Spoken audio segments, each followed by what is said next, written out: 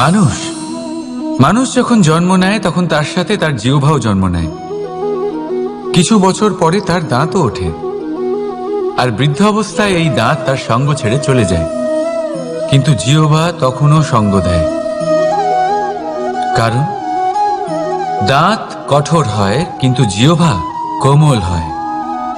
ঠিক সেরকমই আপনি আপনার অস্তিত্ব বেশি সময় অবধি অক্ষুণ্ণ রাখতে চাইলে আপনাকে জিহ্বার মতো কোমল আর নমনীয় হতে হবে, যাতে যেমনই পরিস্থিতি আপনার সম্মুখে আসুক, চড়াই আসুক বা উতরাই, দুঃখ আসুক অথবা সুখ, ক্ষতি হোক বা লাভই হোক, আপনার অস্তিত্ব যেন না ক্ষুণ্ণ হয়। কঠোর হওয়ার ফলে আপনার ভেঙে পড়ার সম্ভাবনা অনেক বেড়ে যায়। সমস্যা যেমনই হোক, দুঃখ আসুক অথবা সুখ, কোমলতার সাথে সাহসের সাথে তার সম্মুখীন হন। রাধা রাধা। মানুষের কোন বিষয়ে অহংকার থাকে? সময়, ক্ষমতা, শরীর আর সম্পত্তি। আর এই চারটেই সর্বদা সঙ্গে থাকে না। কি বিচিত্র ব্যাপার! আপনি নিজেই দেখুন। সময় আজ ভালো হলেও কাল অবশ্যই খারাপ হতে পারে। ক্ষমতা আজ আপনার থাকলেও কাল তা নাও থাকতে পারে। এই শরীরটা তো নশ্বরই বটে। যত আপনি বার্ধক্যের দিকে অগ্রসর হবেন, দুর্বল হতে থাকবেন, সৌন্দর্য ক্ষীণ হতে থাকবে। আর সম্পত্তি আজ আপনার, কাল অন্য কারোর হয়ে যাবে। আর এই সমস্ত নশ্বর জিনিসে মন কেন্দ্রীভূত করতে করতে ব্যক্তি ভুলে যান সেই বিষয়গুলি যা সর্বদা আপনার সাথে থাকবে, আপনার ঢাল হবে, আপনার সম্বল হয়ে থাকবে। আর তা হলো আপনার স্বভাব, বুদ্ধি, সৎসঙ্গ আর খাঁটি সম্পর্ক। নিজের স্বভাব শীতল রাখুন, কর্মে বুদ্ধির পরিচয় দিন, সর্বদা ভালো মানুষের সাথে সময় কাটান, আর খাঁটি সম্পর্ক সর্বদা পালন করুন। জীবনে সর্বদা সুখী হবেন। রাধা রাধা। কথায় আছে যে ভাগ্যের খেলা অত্যন্ত বিকট হয়। দেবতারাও বুঝতে পারেন না যে এই খেলা কি। আমরা তো শুধু সাধারণ মানুষ। ঠিক আছে, সিদ্ধান্তের কথা বলি। সিদ্ধান্ত নেওয়া তো আপনারই হাতে আছে। কেন? দেখুন, ভাগ্য আপনার সিদ্ধান্ত পাল্টাতে পারে না, কিন্তু আপনার সিদ্ধান্ত, এটা আপনার ভাগ্য অবশ্যই পাল্টাতে পারে। তাই ভাগ্যের উপরে নির্ভরশীল থাকবেন না। মনোসংযোগ করুন আজকের সিদ্ধান্তের ওপর।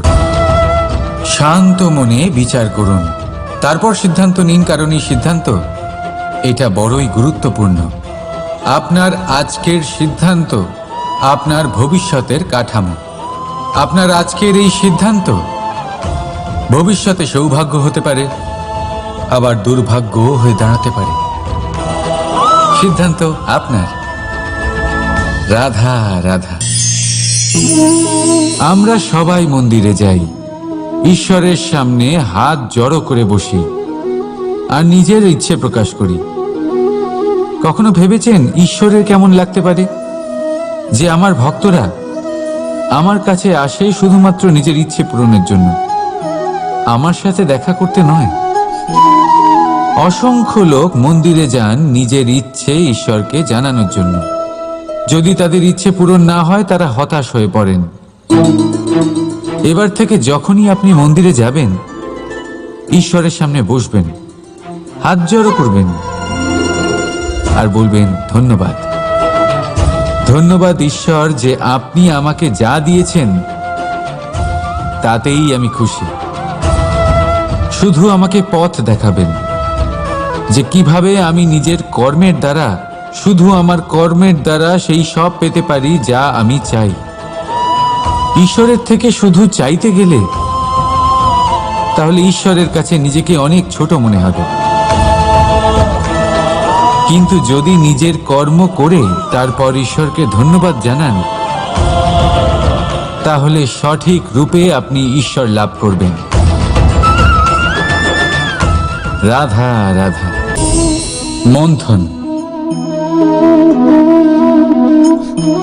আমরা সবাই এটাই জানি যে অমৃত পাওয়ার জন্য সমুদ্র মন্থন করা হয়েছিল, কিন্তু এর পিছনে যে মহান উদ্দেশ্য ছিল তা বেশিরভাগ লোকই বোঝে না। আজ সেই মহান উদ্দেশ্য আমি আপনাদের বুঝিয়ে বলছি। আমাদের জীবনে এই অমৃত লাভ করার জন্য পথপ্রদর্শক হয় মন্থন। তারপরে আমরা করি প্রতিজ্ঞা, তারপর নিই প্রস্তুতি, যেটা দেবতারা আর অসুরেরা একসাথে করেছিলেন। তারপর আমরা করি চেষ্টা। বাসুকীর মুখ থেকে বিশ্বশ্বাস নির্গত হওয়া এটা প্রারম্ভিক বাধা হয়ে দাঁড়িয়েছিল, তবুও আমাদের লক্ষ্য দৃঢ় ছিল। যদিও সমুদ্র মন্থন থেকে হলাহল উঠে এলো, আমরা ভয় পাইনি, আমরা সেটার মোকাবিলা করলাম।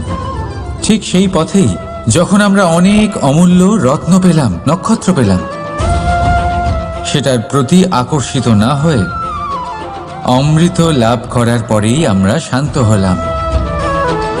এইভাবে যদি আপনি নিজের জীবনে প্রতিজ্ঞা, প্রস্তুতি, চেষ্টা, দৃঢ় নিশ্চয়, অটল থাকা আর আকর্ষণ থেকে বিরত থাকেন, যদি এইসব গুণ আপনার ভেতরে একত্রিত করে নেন, তাহলে আপনিও আপনার জীবনের অমৃত অবশ্যই লাভ করবেন। রাধা রাধা। আশ্চর্য ব্যাপার, তাই না? আমাদের সবসময় আমাদের নাম ধরে ডাকা হয়,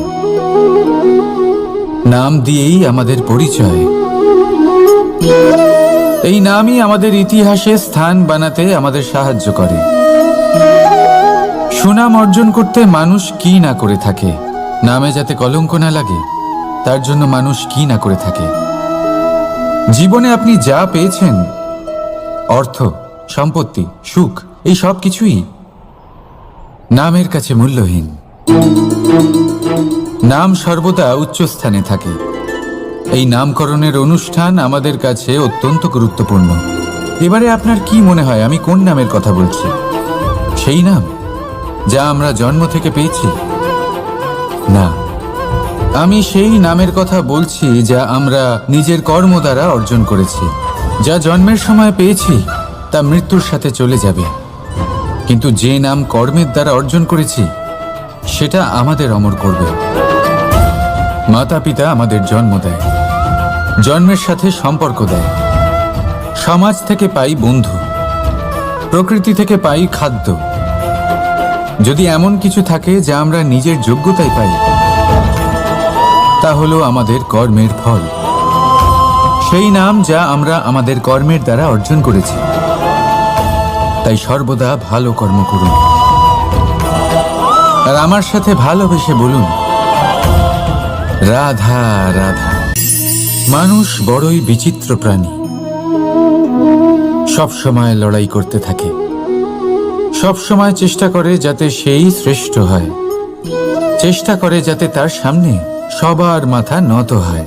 তাই সবার আগে শক্তি অর্জন করার চেষ্টা করে, সে শক্তি অর্জন করেও নেয় আর তারপর ভয় দেখিয়ে সবাইকে নিজের সামনে নত করে। কিন্তু একটা গুরুত্বপূর্ণ কথা ভুলে যায়, বুঝতেই পারে না। দেখুন, আমি আপনাকে একটা উদাহরণ দিই। আপনি নিশ্চয়ই বৃক্ষ এবং তার ডালপালা দেখেছেন, যা ফলের ভারে নিচু হয়ে যায়। ফল পড়ে গেলে আবার সে উঠে যায়, তারপর আরও একটা ফল হয়, সেটাও পড়ে গেলে আবার উঠে যায়, সর্বদা নত থাকে না। কখনো হাঁটতে গিয়ে আপনি নিশ্চয়ই দেখে থাকবেন যে আপনার পা কোনো ফুলের ওপরে পড়লে তা নত হয়ে যায়, কিন্তু যেই আপনি পা সরাবেন সেই ফুল আবার উঠে দাঁড়ায়। একটা অত্যন্ত গুরুত্বপূর্ণ কথা মনে রাখবেন, যে শির ভয়ভীত হয়ে আপনার সামনে নত হয়, সেই শিরই বিরোধিতা করতে সবার আগে দাঁড়াবে।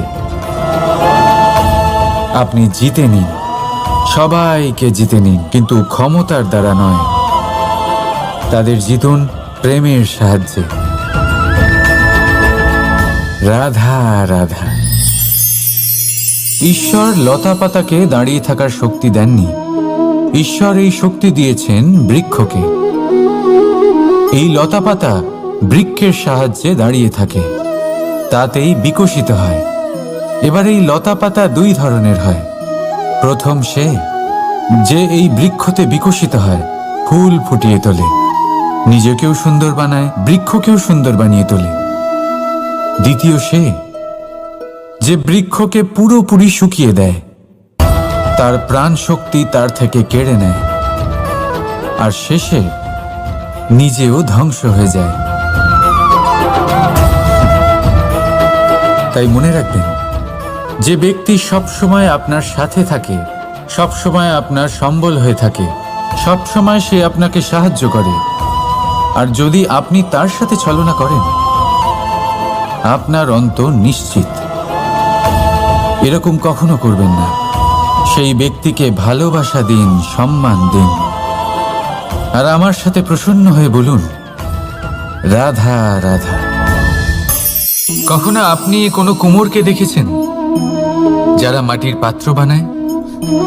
প্রথমে সে ভিজে মাটি মাখে, তারপর তাকে গড়ে, তারপর তাকে চাকায় দিয়ে সঠিক আকার দেয়। যদি আকার ঠিক না হয় তা তক্ষুনি ঠিক করে দেয়, কারণ সে এটা জানে যে একবার এটা আগুনের তাপে দিয়ে দিলে, একবার এটা শুকিয়ে গেলে তারপরে এর আকার কখনোই বদলানো যায় না। এখানে লুকিয়ে আছে একটা শিক্ষা, সমস্ত মাতা পিতার জন্য একটা শিক্ষা। মাতা পিতাও তো এরকমই হন। তাদের নিজেদের সন্তানকে সঠিক সময় মতো শ্রেষ্ঠ শিক্ষা দেওয়া উচিত। মাতা পিতা যেন কখনো তাদের বিধাতা না হতে চান, কিন্তু প্রতিটা মুহূর্তে সবসময় চেষ্টা করুন তাদের সঠিক পথ দেখানোর। কখনো কোমলতা দিয়ে, কখনো ভালোবাসা দিয়ে, আর কখনো কঠোর হয়ে তার জীবনকে, তার ব্যক্তিত্বকে আকার দেওয়ার চেষ্টা করুন। কারণ যেমন মাটি একবার শুকিয়ে গেলে তারপর সেই পাত্রের আকার বদলানো যায় না, ঠিক সেইভাবেই আয়ুর বৃদ্ধির সাথে সন্তানের শিক্ষা কখনোই বদলানো যায় না। তা মনে রাখবেন। রাধা রাধা।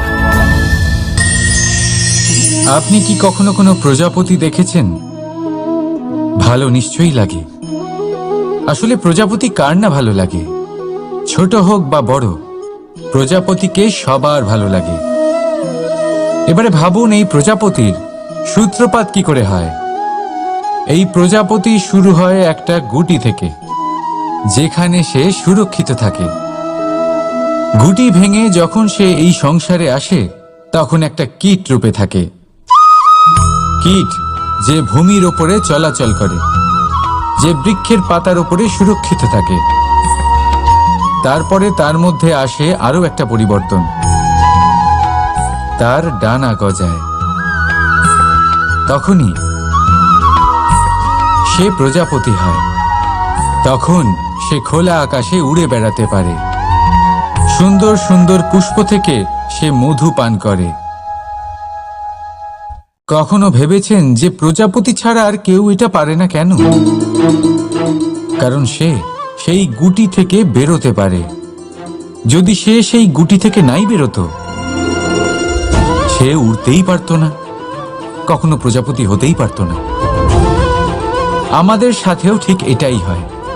আমরা সবসময় সেখানেই থাকতে চাই যেখানে আমরা সুরক্ষিত থাকি। সেই সুরক্ষা চক্রেই আমরা থাকতে চাই, কিন্তু এই বিকাশ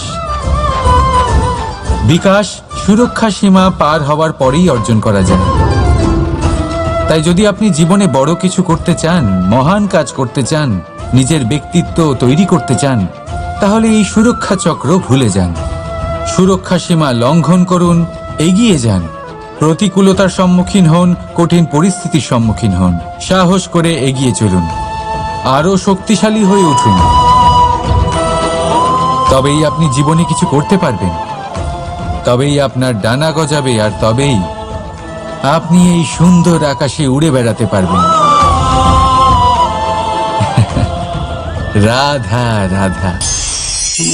আমাদের কোনো স্থানে পৌঁছতে গেলে একটা মাধ্যমের প্রয়োজন হয়।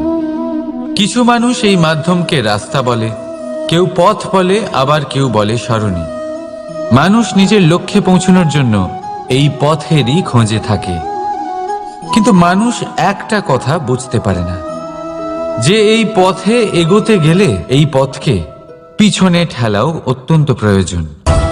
যদি এটা করার ক্ষমতা আপনার না থাকে তাহলে আপনার পথ আপনাকে লক্ষ্যে পৌঁছতে দেবে না। দ্বিতীয় কথা, যদি নিরন্তর চেষ্টা আপনি করতে পারেন, যদি সেই ক্ষমতা আপনার মধ্যে থাকে, তাহলে আপনি যখন চাইবেন, যেখানে চাইবেন, নিজের পথ নিজেই বানাতে পারবেন। রাধা রাধা। আমাদের সব থেকে ভালো লাগে বিজয়, সব থেকে অপ্রিয় হলো পরাজয়। কিন্তু আপনাকে একটা কথা বলে দিই, হার নামক কোনো পরিণাম হয়ই না। যাই পরীক্ষা থাকুক না কেন, হয় সেটা জয়তে পরিবর্তিত হয়, নয় সেটা আমাদের কোনো শিক্ষা দিয়ে যায়। তাই কোনো কিছু নতুন শুরু করার আগে কখনো সংকোচ করবেন না। হয় জয় আপনাকে বিজয়ীর মালা পরাবে, নয়তো এই হার আপনাকে অমূল্য কিছু শিখিয়ে যাবে। রাধা রাধা। এই ছোট কাঠের ডাল দেখতে পাচ্ছেন আপনি? একটা বৃক্ষ থেকে এরম হাজার হাজার ডাল পাবেন, যা দিয়ে আপনি আগুন জ্বালাতে পারবেন, যা নিজে জ্বলে আমাদের ভোজন বানাতে সাহায্য করে থাকে, যা নিজে জ্বলে অন্ধকারে আমাদের আলোকিত করে। যদি এটাই অন্যভাবে দেখা যায়, তাহলে এমনই এক ছোট্ট ডালের টুকরো একটা ছোট্ট ফুলকিতেই নিজের সাথে হাজার হাজার বৃক্ষ জ্বালিয়ে দিতে পারে।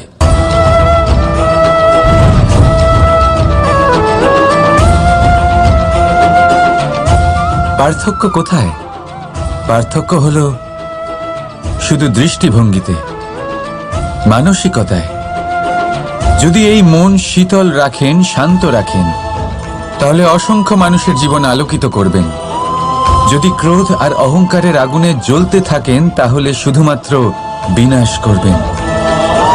সিদ্ধান্ত আপনার। রাধা রাধা। আজ বিজয়া দশমী, সেই দিন যবে শ্রীরাম রাবণকে বধ করেছিলেন। এ হলো সেই দিন যেদিন শ্রীরাম লঙ্কা জয় করেছিলেন। লোকে বলে এটা খারাপের বিরুদ্ধে ভালোর জয়ের প্রতীক। এটাকে দেখার আরো একটা দিক আছে। আগে হ্যাঁ, এটা ভালোবাসার জয়ের প্রতীক, এটা পরিবারের জয়ের প্রতীক। আপনি তো নিশ্চয়ই জানেন যে রাবণ মহাজ্ঞানী ছিল, মহা শক্তিশালী ছিল, মহাদেবের পরম ভক্ত ছিল রাবণ। এবার যে ব্যক্তি কৈলাস পর্বত তুলতে পারত, সেই ব্যক্তি নিজে এক কাটা বৃক্ষের মতো শ্রীরামের চরণে পড়েছিল। সমস্ত বাধা আপনি অতিক্রম করবেন। রাধা রাধা। আপনি কি কখনো শুনেছেন হরিণ সিংহের থেকে পালানোর বদলে তার সাথে লড়াই করেছে? হরিণ সিংহকে আক্রমণ করেছে, কখনো শুনেছেন? কখনো না। কিন্তু এরকম হতেই পারে, এরকম হয়েই থাকে। আর এটা তখনই হয় যখন হরিণের শাবক বিপদে পড়ে, যখন তার সিংহের কবলে পড়ার ভয় থাকে, তখন হরিণীও এসে সিংহের সাথে লড়াই করতে থাকে। কারণ সে একজন মা, আর মা তার সন্তানের জন্য সবকিছু করতে পারে। এ হলো মায়ের স্নেহ, যেটা যত নরম হতে পারে ঠিক ততটাই কঠোরও হতে পারে। আর তার সন্তানের মঙ্গলের জন্য সে ক্রোধের সমস্ত সীমা পার করে তার সন্তানকে রক্ষা করেই ছাড়বে। আর সেই জন্যই তো মাকে সন্তানের জীবনে সব থেকে বড় ঢাল বলা হয়। এই মাকে আমার শত কোটি প্রণাম। রাধা রাধা। নবরাত্রির শুভ সূচনা হয়ে গেছে, আর এই সময় অত্যন্ত শুভ, কারণ এই সময় জগৎ মাতার সাথে জড়িত। মা কত ছোট একটা শব্দ, কিন্তু যদি ভালোভাবে দেখেন তাহলে সমগ্র সংসার এই শব্দের মধ্যে লুকিয়ে। মা যে তার সন্তানের জন্য যথাসম্ভব চেষ্টা করে, সবকিছু করতে প্রস্তুত থাকে, মা, যার সব থেকে বড় গুণ অটল থাকা, মনের মধ্যে না কোনো অসৎ উদ্দেশ্য, না কোনো ভেদাভেদ, না কোনো ছল চাতুরি। বড়ই সরল হয় এই মা।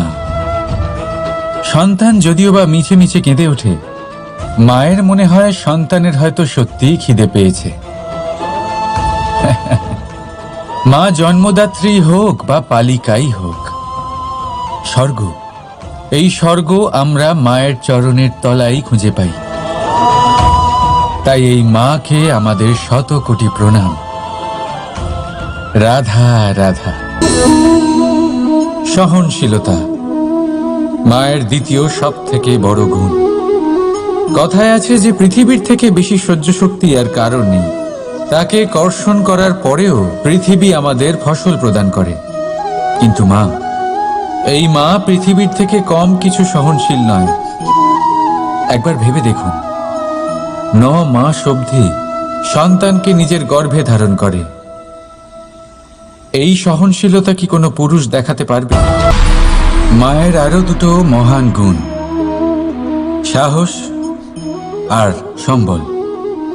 সাহস এটা যে সে তার সন্তানের জন্য সব কিছু করতে পারে, আর সম্বল যে সে তার সন্তানকে কখনো ভেঙে পড়তে দেবে না। একবার ভেবে দেখুন, যখনই আপনি আহত হন, চিৎকারের আগে মায়ের নাম কেন আসে? ভেবে দেখুন, যখন আপনার শক্তির প্রয়োজন পড়ে, সাহসের প্রয়োজন পড়ে, সামনের পথ আপনি দেখতে পাচ্ছেন যা অত্যন্ত কঠিন মনে হচ্ছে, তখন মুখ থেকে মায়ের নামই কেন বেরোয়? কারণ মা আমাদের সাহস যোগায়, মাই আমাদের ভরসাও যোগায়। মা জানেন কি করে আমাদের আঙুল ধরে আমাদের হাঁটতে শেখাতে হবে।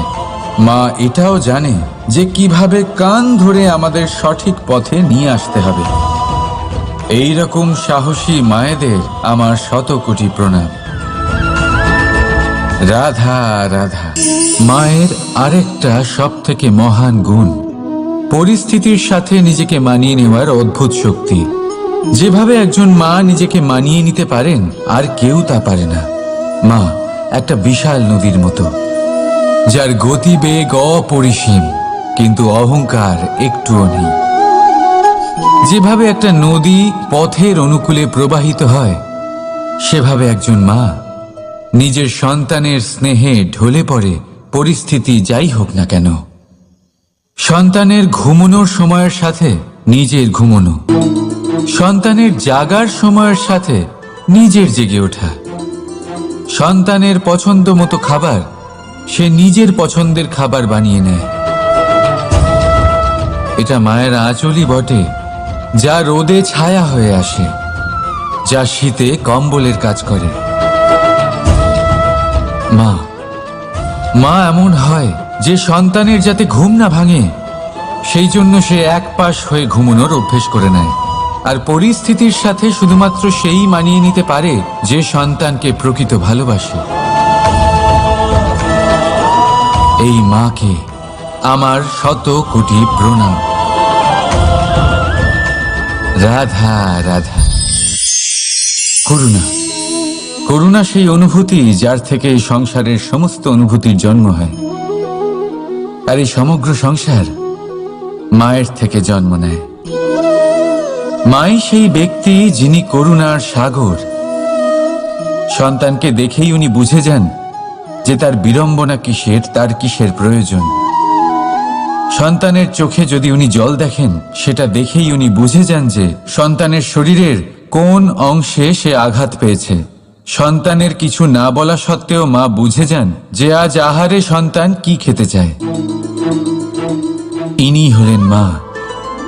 মা করুণার সব থেকে বড় রূপ। আর আজকের যুগে মানুষেরা জীবনে একটু এগিয়ে গেলেই মাকে পেছনেই ফেলে আসে, মাকে ভুলেই যায় তারা। এই ভুল আপনি কখনোই করবেন না, কখনোই করবেন না। কারণ মা সেই করুণা যে আপনার জীবন থেকে চলে গেলে তারপরে আপনি জীবন অবশ্যই যাপন করবেন। আর আমার সাথে বলুন, রাধা রাধা। মানুষ মানুষ যখন জন্ম নেয় তখন তার সাথে তার জিহ্বাও জন্ম নেয়। কিছু বছর পরে তার দাঁতও ওঠে, আর বৃদ্ধ অবস্থায় এই দাঁত তার সঙ্গ ছেড়ে চলে যায়। কিন্তু জিহ্বা তখনও সঙ্গ দেয়, কারণ দাঁত কঠোর হয় কিন্তু জিহ্বা কোমল হয়। ঠিক সেরকমই আপনি আপনার অস্তিত্ব বেশি সময় অবধি অক্ষুণ্ণ রাখতে চাইলে আপনাকে জিহ্বার মতো কোমল আর নমনীয় হতে হবে, যাতে যেমনই পরিস্থিতি আপনার সম্মুখে আসুক, চড়াই আসুক বা উতরাই, দুঃখ আসুক অথবা সুখ, ক্ষতি হোক বা লাভই হোক, আপনার অস্তিত্ব যেন না ক্ষুণ্ণ হয়। কঠোর হওয়ার ফলে আপনার ভেঙে পড়ার সম্ভাবনা অনেক বেড়ে যায়।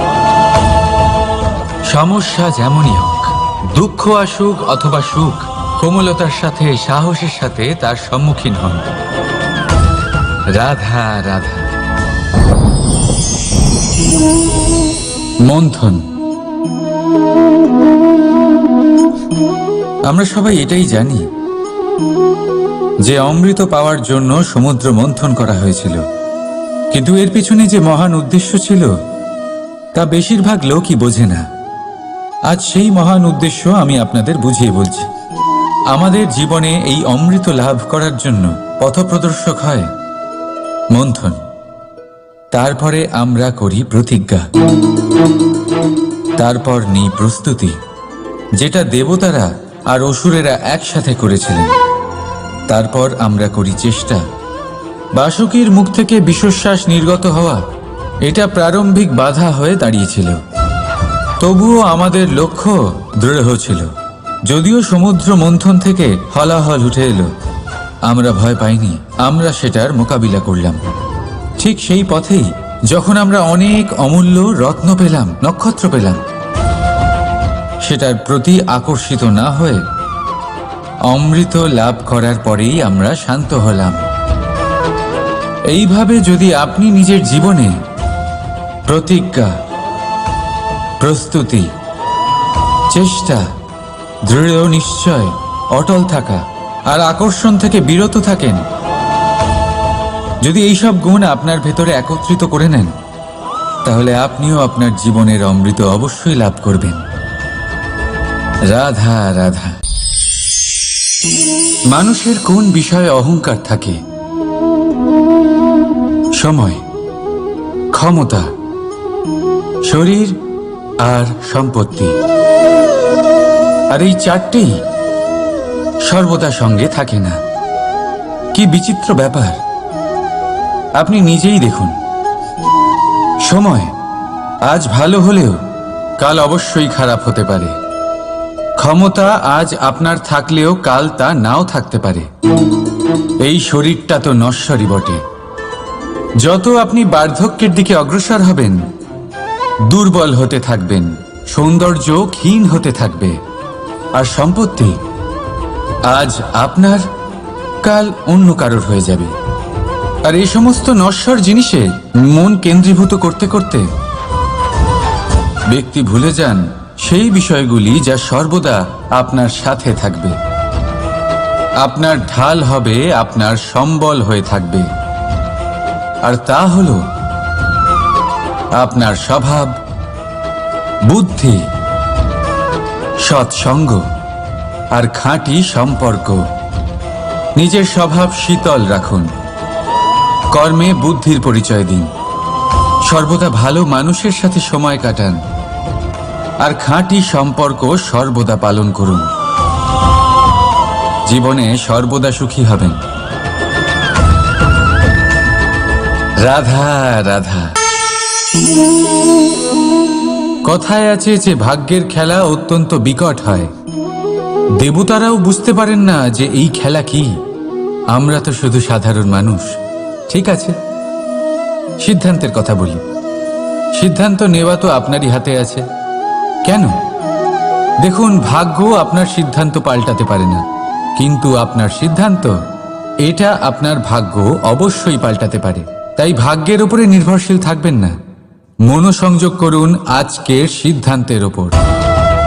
শান্ত মনে বিচার করুন, তারপর সিদ্ধান্ত নিন, কারণ এই সিদ্ধান্ত এটা বড়ই গুরুত্বপূর্ণ।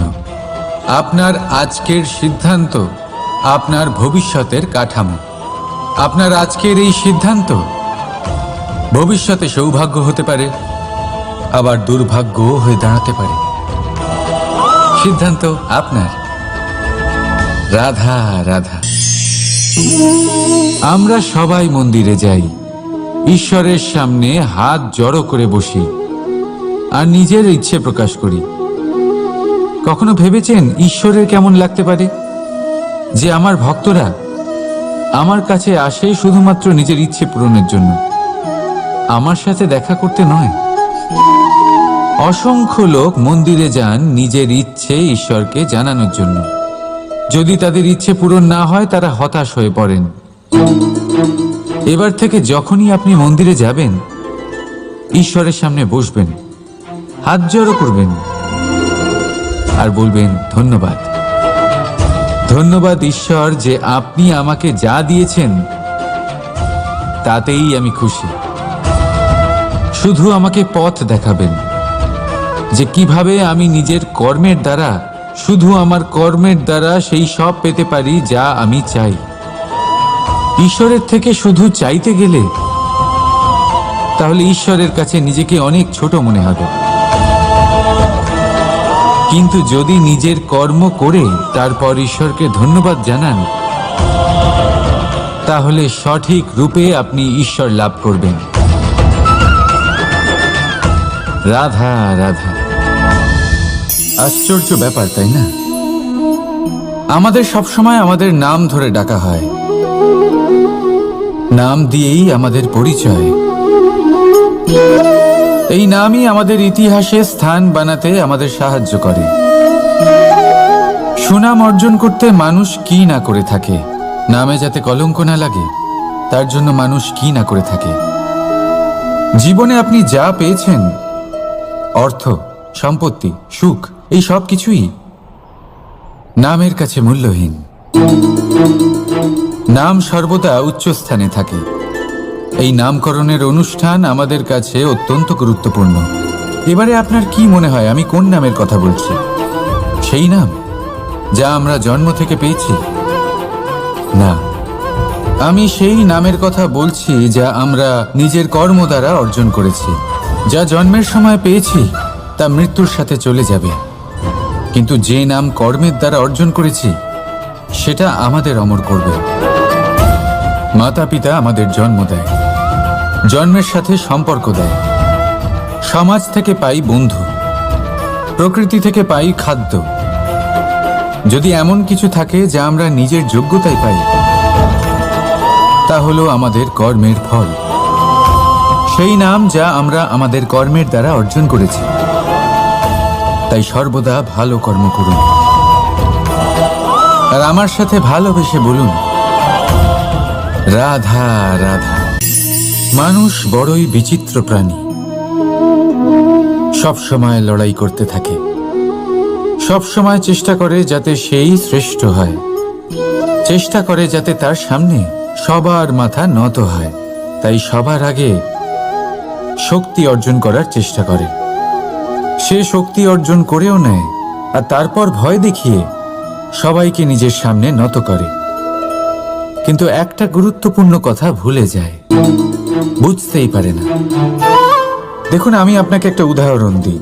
আপনি নিশ্চয়ই বৃক্ষ এবং তার ডালপালা দেখেছেন, যা ফলের ভারে নিচু হয়ে যায়।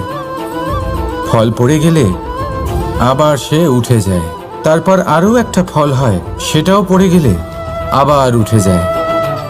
সর্বদা নত থাকে না। কখনো হাঁটতে গিয়ে আপনি নিশ্চয়ই দেখে থাকবেন যে আপনার পা কোনো ফুলের ওপরে পড়লে তা নত হয়ে যায়, কিন্তু যেই আপনি পা সরাবেন সেই ফুল আবার উঠে দাঁড়ায়।